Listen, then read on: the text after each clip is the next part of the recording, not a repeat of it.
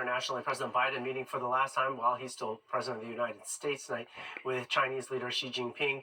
The two met on the sidelines of the Asia-Pacific Economic Cooperation Forum in Peru. Xi is already said to be looking ahead to when Trump takes over again, warning that a stable relationship between the two countries is critical to the, quote, future and destiny of humanity. For his part, Biden reflecting on his long relationship with Xi. We haven't always agreed, but our conversations have always been candid and always been frank. We have never kidded one another. We've been level with one another. I think that's vital.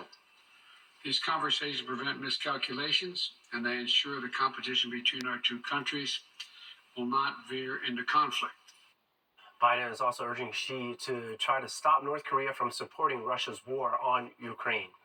Meanwhile, one of the president-elect's campaign promises was for the U.S. to achieve energy dominance, and today he announced the latest pick for his cabinet. Our Richard Jokovis is here right now with more on the man Trump is tapping to be energy secretary. Richard. Arthur, he's the CEO of one of the largest fracking companies in the country, and despite having never held a position in government, Chris Wright is the next pick by President-elect Donald Trump to lead his administration's Department of Energy. Wright's appointment appears to deliver on Trump's other promise he made on the campaign trail, drill, baby, drill, which would increase gas and oil production in the U.S. and roll back climate policies.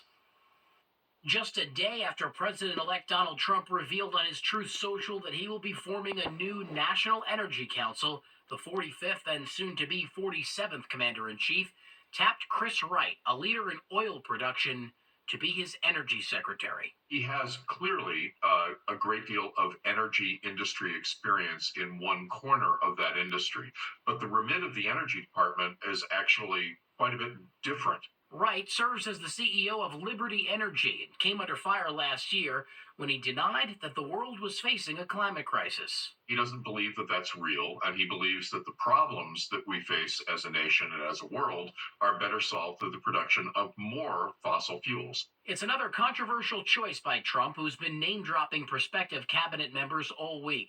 Just yesterday, it was Caroline Leavitt, his campaign press secretary, who will now become his White House press secretary. Leavitt is just 27 years old, the youngest person to ever hold the position.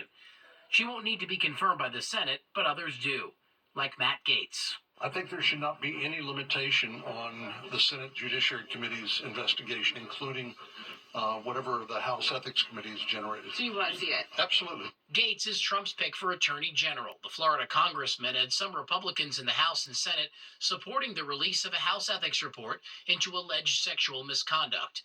Gaetz resigned from Congress this week, which stops the report from becoming public.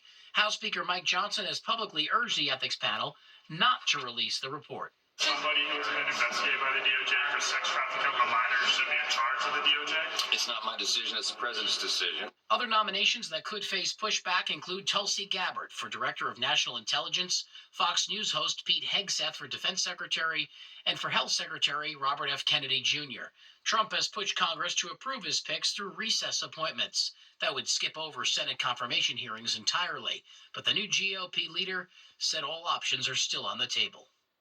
If confirmed, Chris Wright will join North Dakota Governor Doug Burgum, Trump's choice for Interior Secretary, to be a key player on energy policy. Burgum will chair the new National Energy Council, which Trump says will establish U.S. energy dominance around the world. Arthur.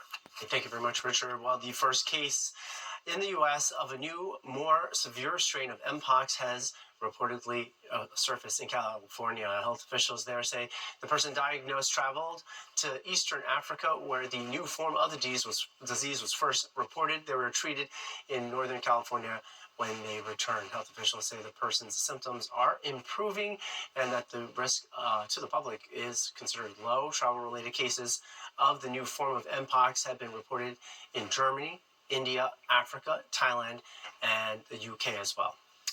Netflix scoring a knockout during last night's fight between Iron Mike Tyson and U2 celebrity Jake Paul. The streaming service says as many as 65 million households watched the event, and it was streamed, somewhat choppy, some people say at times, in more than 6,000 bars and restaurants across the United States. Promoters say gate receipts surpassed $18 million, making it the biggest boxing gate in history outside of Nevada. And even though Iron Mike seems slow, the 58-year-old says he may fight again. If you want to see the fight, Paul versus Tyson is now available to watch globally on Netflix. Ukrainian President Volodymyr Zelensky opening up about Trump winning re-election. Why he says now that the ongoing war will end faster under the new administration. Plus, have you been delaying a surgery? The shocking new study that says you might want to delay it even longer. Watching the 10 o'clock news. Ukrainian President Volodymyr Zelensky tonight saying the war with Russia will end faster when Trump is back in the White House. During a radio interview, Zelensky also said that Ukraine must ensure the war ends next year through diplomatic means. Trump has said he would end the Russia-Ukraine war on day one of his new presidency, though he has not said how that would happen. Meanwhile, G7 leaders issued a statement tonight throwing their unwavering support behind Ukraine. A new Harvard study tonight also says about 1/3 of surgery patients experience complications, and that about 20% of those issues are caused by medical error. The most common issues were related to the actual surgery, prescription medication mistakes, and patients contracting infections. The research also suggests the risk for complications increases with a patient's age. What can you do about that, though? Time for weather. Audrey Puente joins us now, dry and for the foreseeable future. It will be at 63 tomorrow, so that's above average for this time of year. We're in the 60s on Monday. It stays above average for the next several days with that chance of rain coming in on Thursday morning. Arthur, over to you. All right, thank you so much, Audrey. Well, all the leaves are falling and the sky's not gray. That's not how the sun goes, but there is a chill in the air, and apparently that's the right time for apple cider. The first ever New York Cider Festival, NYC, kicked off today in Hudson Yards. But this was not your typical cider event. No, this was the type that you sip, savor, and enjoy, featuring over 20 different ones from different New York cideries for attendees to taste and to buy. If you were hungry, also, the event featured cider and cheese pairings. Can't go wrong, right? Well, soccer taking center stage this Saturday. Let's check in now with